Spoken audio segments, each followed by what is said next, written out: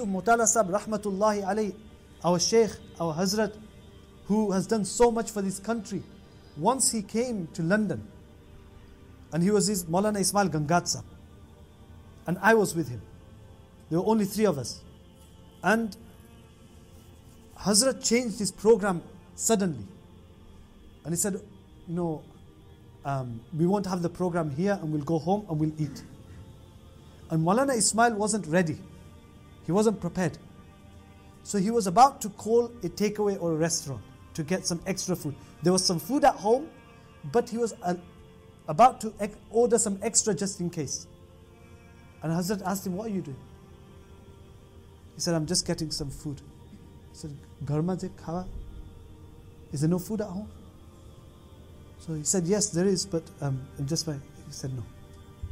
It is better to eat the food of a Muslimah who performs salah, who does zikr, than to eat something from outside. Your wives, your mothers, your sisters, our sisters, they're Muslim. They pray salah, they do zikr, they read Quran.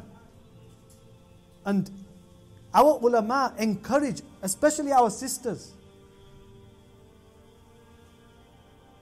Yesterday I mentioned the story of Hannah McEwen, and how she found it difficult to read the Quran. In that same blog, she says that I remember my mother-in-law, that when she used to cook for 1 hour, throughout that 1 hour she used to do dhikr of Allah subhanahu wa ta'ala. Sisters, whilst you are preparing your iftar, whilst you are preparing your suhoor, whilst you are preparing any food, whilst you are in the kitchen, our ulama say that if you want barakah to come into your homes, we ask why there is no barakah. We ask why there is so much quarreling. We ask why there is so much fighting.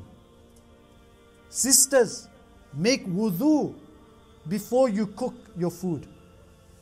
Cook in the state of wudu. Number 1. And number 2, say Bismillah when you start cooking. Number 3, when you are cooking, do dhikr of Allah subhanahu wa ta'ala. Ma'mulat banao. Have some plans and a timetable of what you are going to read. How many times Durood Sharif on the Prophet sallallahu alaihi wasallam whilst you are cooking. Then how much times the 3rd kalima, subhanallah, alhamdulillah. How many times the 1st kalima. Every day if you do this, see how your house changes.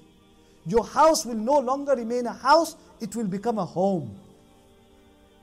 There are many big houses, but they are not homes. I've told you many a times that sometimes I'm called to people's houses to try and sort out their wedding problems and their marriage problems. One house I went to, I walked in and I'm looking at the house. Forget all the problems. Nice tiles. Beautiful, beautiful. 1.2 million pound house. 1.2 million. Here in Forest Gate. Husband, wife, small children. और लड़ाइयाँ हो रही है. Arguments. Nearly at the edge of divorce. And this is one of the reasons, because there is no Quran in the house. There is no Quran in the house. There is no dhikr in the house.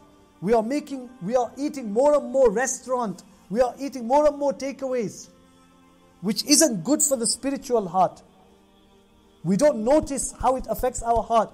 अगर आपकी बीवी ने या आपकी वालिदा ने या आपकी बहन ने खाना बनाया हो वुजू के साथ, जिक्र के साथ, तो क्या इस बात में कोई शक हो सकता है कि वो खाना जब हमारे जिस्म में जाएगा तो हमारे खून के अंदर किस तरफ रुख होगा कि हम इबादत की तरफ चले जाएं? Can there be any doubt that when you eat food which has been made through wudu and with dhikr of Allah subhanahu wa ta'ala, and it's halal, as best as you are able to buy halal, and then it goes into your body, that will go into your bloodstream, then that will take you towards good deeds. That will take you towards good deeds.